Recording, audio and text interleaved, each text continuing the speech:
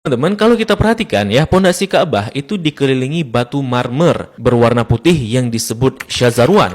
Fungsinya untuk menahan pondasi Ka'bah agar tidak rubuh atau terkikis karena dahulu daerah area Ka'bah berpasir dan terkadang berbanjir. Maka dikhawatirkan hal itu akan merobohkan Ka'bah. Oleh karenanya dibuatkanlah syazarwan ini untuk menopang pondasinya oleh orang-orang Arab dahulu. Untuk era sekarang, syazarwan ini juga berfungsi untuk menghindari adanya jamaah yang terjepit di dinding Ka'bah ketika haji. Nah, di dekat pintu Ka'bah, masih di area Syazarwan, kita akan melihat sebuah tanda berupa 8 buah batu mewah. Ini disebut dengan area Mi'jan, merupakan lokasi di mana Nabi Ibrahim dan Nabi Ismail mengadon tanah liat untuk membangun Ka'bah. Begitu pula, ini merupakan lokasi favorit Rasulullah SAW, serta tempat di mana Jibril mengajarkan salat kepada Nabi Muhammad SAW.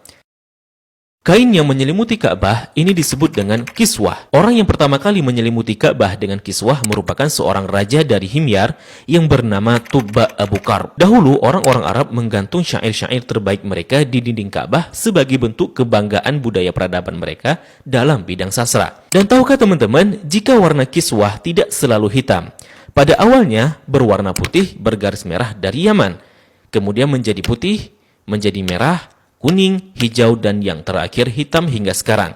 Tulisan kaligrafinya ditulis dengan benang emas bertuliskan ayat-ayat Al-Quran. Kiswah juga memiliki kain dalaman berwarna putih yang disebut bithana kiswah untuk meresap panas dari dinding Ka'bah. Biasanya kain kiswah diganti pada tanggal 9 Dzulhijjah dan bekasnya dipotong-potong untuk dihadiahkan kepada orang-orang tertentu.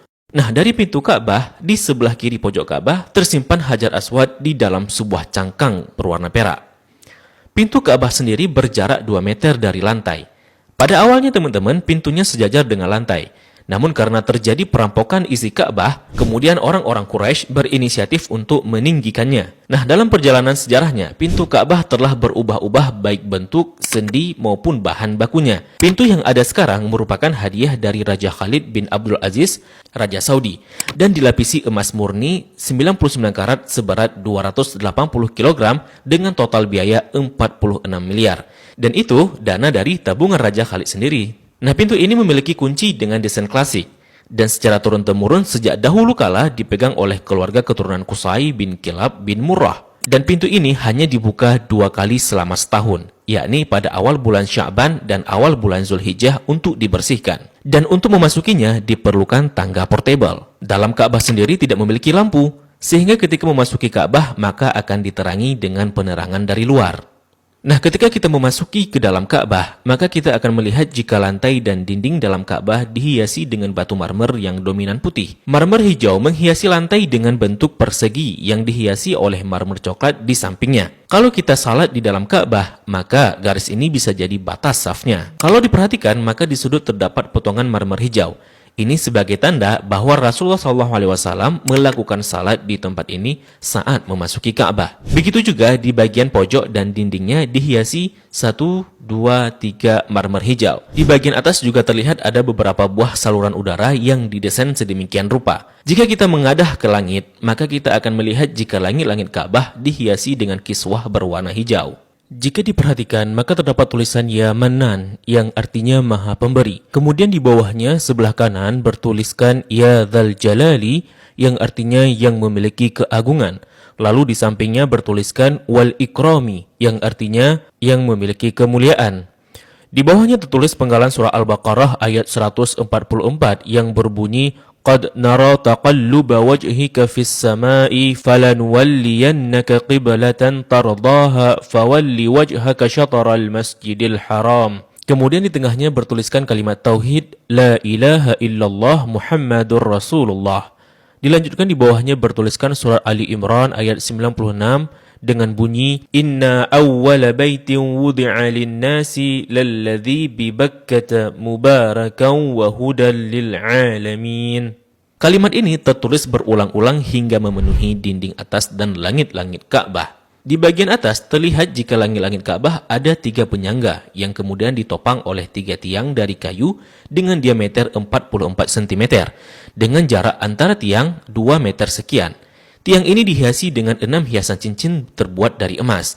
Bagian bawah pondasi tiang berbentuk kotak yang besarnya dapat diduduki oleh orang dewasa. Orang yang pertama kali memasang tiang di dalam Ka'bah adalah Abdullah bin Zubair saat pertama kali memugar Ka'bah selepas wafatnya Rasulullah Sallallahu Alaihi Wasallam. Di bagian atas tergantung harta karun berupa kendi-kendi atau lentera kuno yang terbuat dari emas dan perak, merupakan hadiah dari pemimpin-pemimpin negeri Muslim pada masa lalu.